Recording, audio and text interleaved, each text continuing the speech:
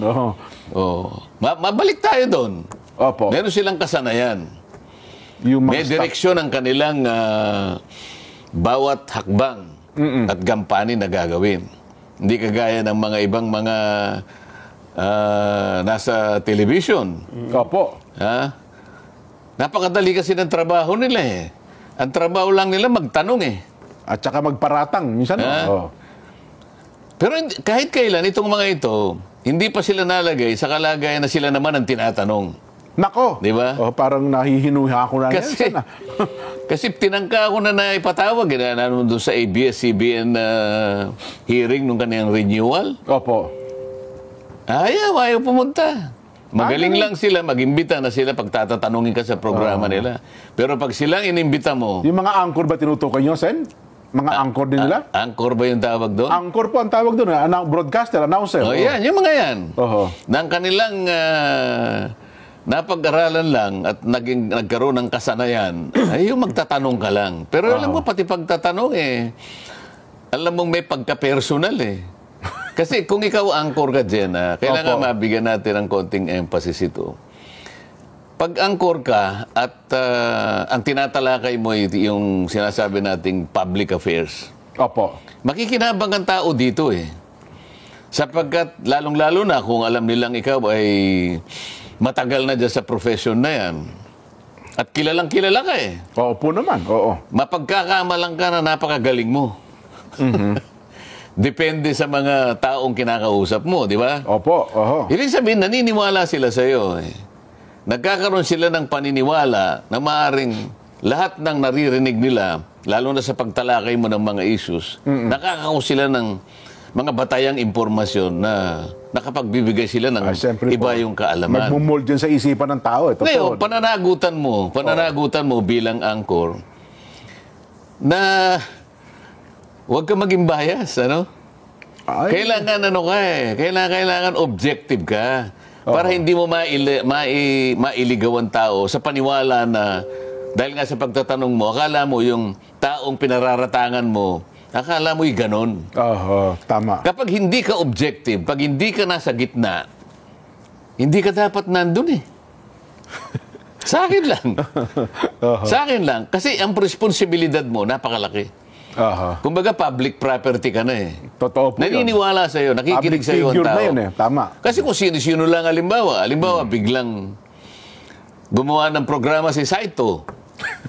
Di ba? Opo. Palagay ko, hindi naman magagalit sa atin si Saito. Baka walang makinig kay Saito Mga 3 siguro nakikinig. Pero sila, halos pag nakitang ganyan, nakikita mo talagang makakapag-influence. May mga followers po talaga. May followers sila. Opo. Kaya kailangan maging objective ka o kaya ipakita mo na pwede kang maging independent-minded. Yun ang tungkulin mo. Sa ganung paraan, ang tao makikinabang. Opo. Pero halimbawa, kunwari si Nelson, congressman. Bakit naman si Nelson nilagay sa Sa isang committee sa Committee on Sports? Ano namang alam na, mga ganon. Bakit mo... May side comment pa. Bakit mo naman miminosin naman ang kakayahan? Ba't kilala mo ba si Nelson, si Congressman Nelson? Hindi mo ang kilala Diba? Rin kilala niya sa pangalan, pero yung katauhan at kakayahan niya, baka hindi niya alam. Tingnan mo yung balat ni Nelson. Hindi man maputi ka niya. Bakit nilagay mo sa sports? Okay sana, San, kung talagang tinitingnan lang yung qualification. Pero kung may mga nauna pang pangyayari, ang tanong ay, paano nanalo yung taong yan? Yun na nga Sa umpisa pa lang, hindi mo na napakita na ikaw ay may kakayahang maging objective. Yung walang personalan, doon kakikilalanin ng tao Opo. Doon nila makikita na meron silang pakikinabangan sa bahagi ng iyong palatuntunan. Pero antimano na ipakita mo na bias ka sa tao na yon. Pinipersonal mo na kagad. Pinipersonal mo kagad. Paano mo pa siya mapapaniwala na yung pagtalakay mo sa isang issue na yan ay objektibo na. Ay objective. Hindi na. Wala na yun. Wala na Ang problema ho doon, gumagamit siya ng ibang tao. Baka iniisip niya, magsalita ng hindi maganda, yung ini-interview niya doon sa mga pinatutungkulan niya, Sen. May ganun leading questions. Oh. Mapapansin mo naman, yung anchor na yon kahit minsan. Kahit minsan. Okay. Hindi man lang niya ako tinawag sa programa niya. Kung sino-sino na lang, hindi ko naman minamaliit yung mga taong nakausap niya na paulit-ulit na eh. Siguro yung mga iba, 10 beses niya nang nakapanayam. Pero ako ni mismo. Ako nakikita ko, anino ko lang, natatakot na yun eh. Ganun. Yun ang sinasabi ko sa inyo. Pero dito sa ating palatuntunan, nakikita naman nila na gitna tayo. Ay, opo Pag tumalakay tayo ng isang subject matter, wala tayong sinisino. Nilalatag natin. Opo, Hindi, wala tayong basta pinasasama lang. Pinakikita lang natin ang bawat punto para makita na silang mamimili at the end of the day, Jen, Nelson. Opo. Ay sila yung maaring, tama kayo. Sila yung maaring magporma ng sariling opinion kung alin yung mas tama. Totoo. Yung ito o yung ganyan. Yun naman talaga obligasyon ng media, no, di ba? Sa ating profesyon ang trabaho natin maglatag ng magkabilang panig. Kaya nga, tuwan-tuwa ako at mabuti na, sabi niyo yan eh. Opo. Naisip ko tuloy. Hindi ba ako'y nahirang nga sa Blue Ribbon Committee? Opo. Maraming nagsisay. Yung lang text na tinanggap ko Aba, yung sabi congratulatory, yan talaga ang bagay sa'yo. Napakarami ng gano'n, ano? Opo. Yan po ang inaasahan namin. Talagang palagay po namin marami pong talagang maitutuwid na mga ganapan, lalo na po yung mga katiwalian. Kami po yung masaya. Marami ito, Jen. Totoo po.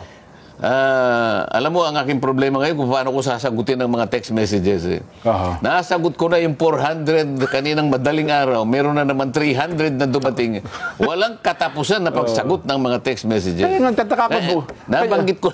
Kaya nga, tataka ko, bukod tangisan yung anchor na binabanggit mo, ang talagang hindi niya matanggap sa halip na tignan mo na yung trabaho ninyo, performance niyo. Kaya nga, kaya nga nung binanggit ni Nelson, natuwa ako, naalala ko tuloy.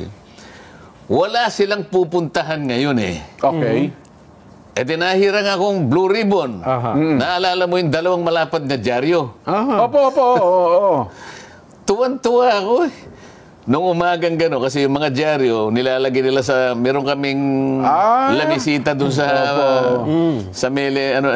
labas, doon nakalatag yun. Yung 2 dyaryo na yun, yun ang una kong makikita pag lumabas ako sa umaga. Akalain mo for the first time din? Headline ako. Nilagay po. Hindi ako makapaniwala, Jen.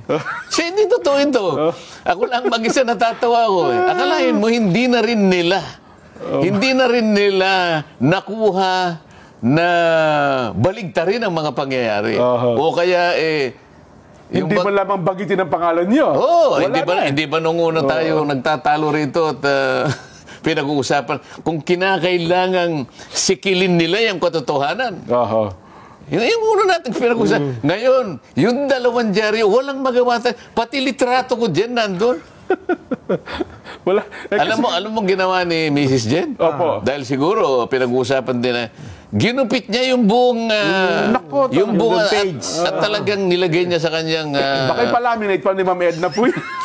For the first time. Opo.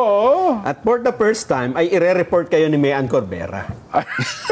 Kasi hindi kayo nire-report nito Ito ay reaction dun sa nagtanong Sen Nagtanong kasi, bakit kasi si Senador Marcoleta nilalagay niyo dyan sa Blue Ribbon? First timer yan First timer ka, neophyte yan Bakit yan? Bakit? Ito po ang sagot sa report ni Mayan Corbera. Mayan. Magandang hapon, Nelson at Jen at kay Senator Marcoleta. Posibleng ang issue raw ng anomalya sa mga flood control projects na ikinagagalit ni Pangulong Bongbong Marcos ang unang iimbestigahan ng Senate Blue Ribbon Committee na pinamumunuan ni Senator Rodante Marcoleta.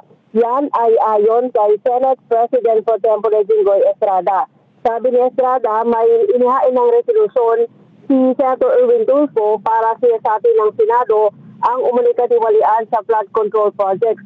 Partikular niyang ipinasisiyasat kung saan nagamit ang bilyong pisong budget noong 2024 at ngayong 2025 para sa flood control, samantalang maraming baradong kalsada at linis na nagresulta yan ng malawakang pagbaha. Sabi ni Estrada, bukod dyan, yung the flood control projects, kasama din ang kontrobersiya sa joint venture agreement sa pagitan ng mga water districts at mga water concessionaires ang posibleng silitin ng Blue Ribbon Committee. Ipinagtanggol naman na Estrada si Marcoleta sa mga batikos bago nilagay sa Blue Ribbon Committee. Ito raw ang unang pagkakataon na ang Blue Ribbon ay pamumunuan ng isang neophyte senator na mag-iimbestiga sa mga kaso ng pang-aabuso at katiwalian sa gobyerno. Pero sabi ni Estrada, isang abogado si Marcoleta at matagal itong naging kongresista. Walaan ng ibang senador na humiling na pamunuan ng komite at iginiit na walang kapalit ang pagbibigay sa kanya ng Blue Ribbon Committee. Bukod dyan, wala sa rules ng Senado na nagsasabing bawal na mag-isema na makapangyarihang komite ang isang baguhang senador at baka makatulong anya ang pagiging dating kongresista ito para madaling matukoy ang mga sinasabing kongresista na rumarakit umano bilang mga kontraktor. Narito ang bahagi ng pahayag ni Senador Tingkol Estrada. Why not? Identified siya sa Duterte. There's always a first time. And Senator Marcoleta is highly qualified to head that committee. He being a lawyer, tanggalin mo na yung opposition siya. Sa aming palagay, o sa aking palagay, is highly qualified. He is fair. With all due respect, si Senator Marcoleta is fair. Yeah, sa tagal ko dyan sa Senado, this is the first time that a neophyte senator and an opposition at that ay hinawakan ang Blue Ribbon Committee. Dapat ba, Pero wala naman sa rules ng Senado na hindi pwede ibigay sa isang neophyte senator. Balik sa inyo, Nelson at Jen. Maraming salamat. Yan po si Mean Corvera. Pero bakit nga raw ba? Kasi alam ko dati marami talagang ayaw humawak na pagiging chairman ng Blue Ribbon. Pero ba't kayo? Ba't parang ginusto nyo hawakan itong Blue Ribbon Committee? Hindi, yun muna ang tanong mo na parang ayaw. Opo. Hindi, noon lamang nakaabang ang eleksyon kasi meron silang usap-usapan. Aha. Kapag raw ikaw ang chairman niyan at ikaw ay naharap sa isang election Issue. Hindi, election time. Opo. Natatalo. Kamu na nangyari kay Senador Gordon. Opo. Oo. At ewan ko kung sino pa yon. Kaya ang nangyari, may sumunod na nag-occupy niyan si Senador Tol. Tolentino. Hindi niya masyadong inactivate. Opo. Lalong-lalo na nung sumunod si Senador Pia. Pia Cayetano, opo. Parang isinara ang tindahan. Opo. Sapagkat nakaabang ang eleksyon. Oh.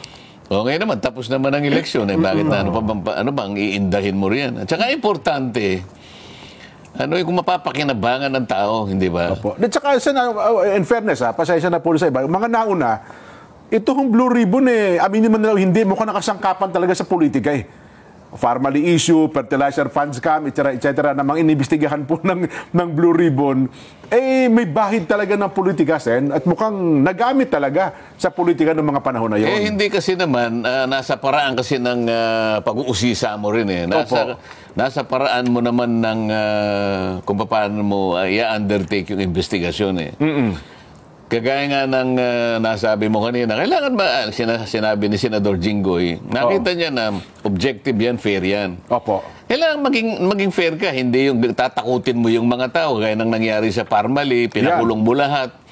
Kaya nga, panahon pa naman ng eleksyon, walang pumirma doon sa report mo. Tama. Pero kung hindi ganun ang paraan mo, hindi naman sa sinasabi ko na mas marunong tayo sa mga nangyari. Hindi. Kailangan nga, huwag kang magpersonal. Yan ang palagi nating sinasabi. Nauna lang na pinag-usapan natin yung angkor na yun. Opo. Kung angkor ka, puro personal ang sinasabi mo, paano makikinabang ang taong nakikinig sa'yo? Ayun. Ililigaw mo lang sila, mamimislead lang sila. Pero lahat ng gagawin mo, patas ka, parehas ka. At saka ebidensya talaga ang magtataguyod sa'yo. Hanggang saan mo may tatawid dito? Hanggang gaanong ebidensya para makarating ka doon at matukoy mo sino yung nagkamali. Nandun Maski na kaibigan mo, sasabihin mo lang, magkakaibigan tayo, pero itong ebidensya at papunta sa'yo Anong gagawin natin? Yun ang importante ron. Kailangan maipakita mo yung ebidensya. Ngayon, hayaan mo na magpresenta ng kaiba yung ebidensya para matimbang mo alin ang totoo rito. Tama. Di ba? Yun.